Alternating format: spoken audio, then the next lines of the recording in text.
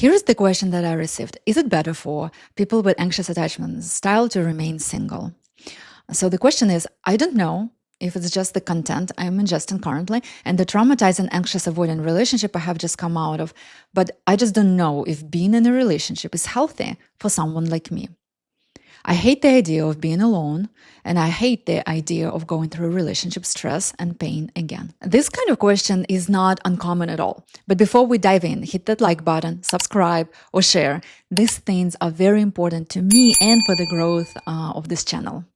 So this kind of a question, like, can I even be in a relationship if I have an insecure attachment style? Or do I even stand a chance to stop repeating the same patterns, is not uncommon. For example, at least because in the case of anxious attachment, it's not unusual to eventually flip into avoidant after repeated heartbreak. Avoidance, although, does not eliminate the need for closeness. Instead, it battles it, because in the past, that longing led to pain. But the idea that avoidance offers any protection is an illusion. The pain doesn't come from the relationship itself. The pain doesn't come from closeness, but from the coping strategies and the anxiety that remain not understood. It might feel like a relief, but what it really creates is even more distance from the one thing that is truly wanted, which is closeness without fear, closeness without anxiety. When someone says it's better not to be in a relationship, what they often mean is it's better not to have than to lose. And this is a sign of that early childhood emotional associations running in the background. For example, if when you were a child, every time you felt joy or closeness, it was followed by the caregiver's anxiety or withdrawal, the nervous system learned that joy leads to loss and feeling good automatically triggers fear. So when good emotions like joy, love, or excitement arise, they don't even fully register. The body skips over them because it has learned that those states are the beginning of pain. Instead of feeling warmth, the system jumps straight to protection, and instead of feeling a relaxation, it feels tension, doubt, control, or withdrawal. It's not that the good emotions are not there. It's that the body learned long ago that feeling them is dangerous. So it shuts them down or filters them before they can even be experienced. And if this is something that you relate to, a big part of the ascendant method that I use is dedicated to catching these subconscious associations and unwiring them, separating them, so the system can finally separate love and danger. We make our decisions very simply. We either interpret something as safe and we move forward it, or we don't and stay away.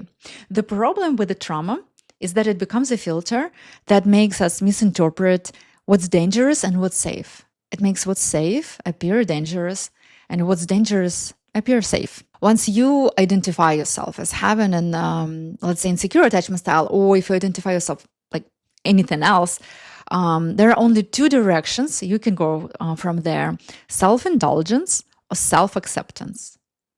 It's going to give you completely different results.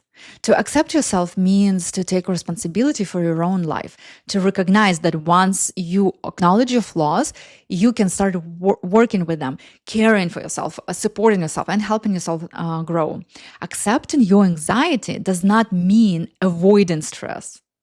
It means learning how to regulate it. For example, accepting your laziness doesn't mean lying on the couch. It means finding ways to reconnect with yourself. Self-indulgence, on the other hand, is the opposite. It's giving up responsibility and placing it on circumstances or on your nature. It's when you use self-definition as an excuse for inaction. For example, I'm a narcissist. What do you expect? Or thinking or saying something like, I wasn't loved enough as a kid, so that's just who I am. To accept yourself means to show care that is sometimes firm and demanding, like the care of a loving parent or a wise teacher that says that I see your wounds, I see your weaknesses, I see that it can be hard, but I still love you, and that's why I won't let you stay stuck. I'm going to help you get through this. Self-indulgence is a false, childish version of care, the kind that spoils and enables avoidance, in a way like sometimes grandparents do, to continue the metaphor. Let's say saying something like, oh, poor thing, don't go anywhere, don't do anything. You're fine as you are. That's just who you are. That kind of care weakens you and takes away your ability to face life challenges.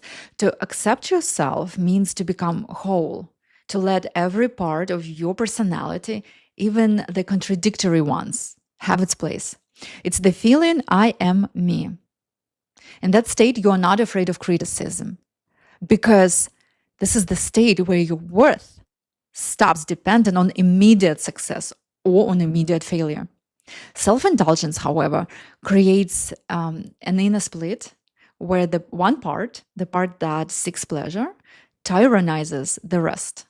It's a constant state of I want it now without the ability to self-regulate. And that kind of living builds a very fragile self-esteem that depends on comfort and external validation, leaving you very vulnerable to the smallest discomfort or disapproval. In essence, these are two very different paths that we often confuse, but they lead in opposite directions. Acceptance is the courage to live in truth and build on it. Indulgence is fear of the same truth, leading to self-destruction disguised as self-care. Real healing starts the moment you stop protecting your wounds and start caring for them. And if you feel that you are ready for this journey and want to learn more, book your free 30-minute call with me. Prepare yourself for 2026 to be the year that changes your personal patterns, or for some of you, even generational ones. And you can leave a question in the comments if you'd like me to do a similar breakdown in one of the next videos, or you can DM it to me on Instagram. And as always, thank you for watching. Share, comment, subscribe, and I look forward to seeing you in my next videos.